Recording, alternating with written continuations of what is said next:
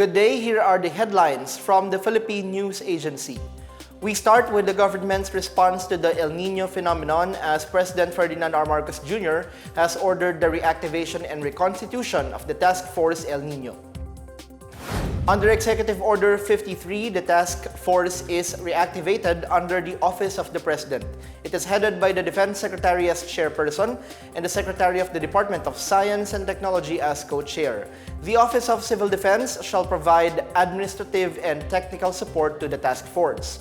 It will also revise and update the strategic El Niño National Action Plan and implement and monitor its short and long-term solutions and programs, and would help speed up the completion of all water infrastructure projects intended to ease the impact of the dry spell by April this year. The task force will also hold an information drive on El Niño and establish a database for all information and research on the weather phenomenon. Last year, the government crafted a national action plan framework focusing on water supply, agriculture, electricity, health, and public safety to protect communities against the effects of El Niño. Staying with updates from the palace, President Ferdinand R. Marcos Jr. has reorganized the National Intelligence Coordinating Agency to include countering cybersecurity and emerging threats in its mandate to ensure national security. Under Executive Order 54, President Marcos established the Office of the Deputy Director General or ODDG for Cyber and Emerging Threats. The ODDG will direct counterintelligence and countermeasures against cybersecurity threats and non-traditional threats to national security and national interest. The office will be composed of a Directorate for Counterintelligence and Security, which coordinates activities on counterintelligence, and a Directorate for Cyberintelligence and Countering Weapons of Mass Destruction, which tackles chemical, biological, radiological, and nuclear threats, as well as emerging threats. The NICA will also have the authority to request the details of government personnel for national intelligence concerns. Constitutional bodies, the judiciary and Congress may also ask the NICA to act on intelligence on matters of national security. The NICA serves as the focal point for government activities involving national intelligence necessary for the President's formulation of policies. All types of electronic motorcycles or e-bikes may soon need to be registered according to the Land Transportation Office or LTO. This after the National Capital Region recorded 556 e-bike related incidents between January and November of last year based on data from the Metropolitan Manila Development Authority. The report also showed an uptick in e-bike related accidents.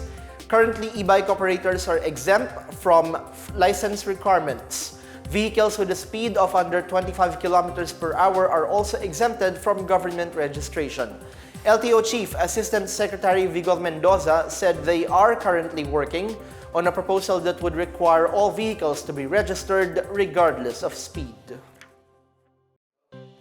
The Philippine Institute of Volcanology and Seismology has noted a recent rise in Bulusan volcano's seismic activity. In an advisory, Phivolcs said 91 volcano tectonic earthquakes have been observed since 1:38 a.m. yesterday. It is associated with rock fracturing at 2 to 4 kilometers depth beneath the southwestern flanks. According to Phivolcs, the buildup of pressure within the volcano's structure could indicate the occurrence of hydrothermal processes beneath the volcano that could trigger steam-driven eruptions at any of the summit vents. This is the second time this month where heightened seismicity in Bulusan has been detected, with the first occurrence on January 11. Prior to this, Phivolcs said Bulusan experienced an average of 0 to 5 earthquakes daily. The volcano remains at alert level 1. Entry into the 4-kilometer danger zone is prohibited, and aviation authorities are urged to advise pilots to avoid flying close to the volcano's summit. On to the weather now. Warmer temperatures are being recorded in the country even as the Amihan or northeast monsoon continues to affect northern Luzon and nearby areas.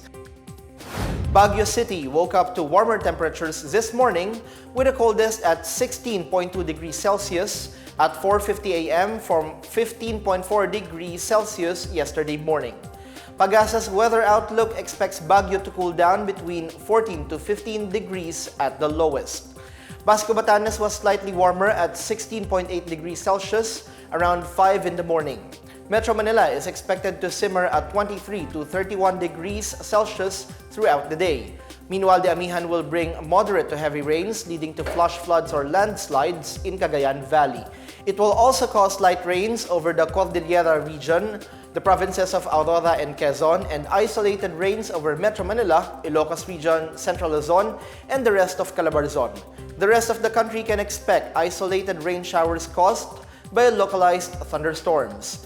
Pag-asa warns of strong winds and rough seas across northern Luzon, making sea travel risky for small sea vessels in the northern, eastern, and western seaboards. Elsewhere, winds will be moderate to strong and seas will be moderate to rough.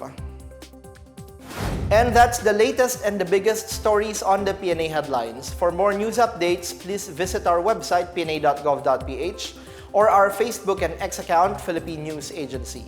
The PNA Headlines is also streamed via the Silvisio Facebook page.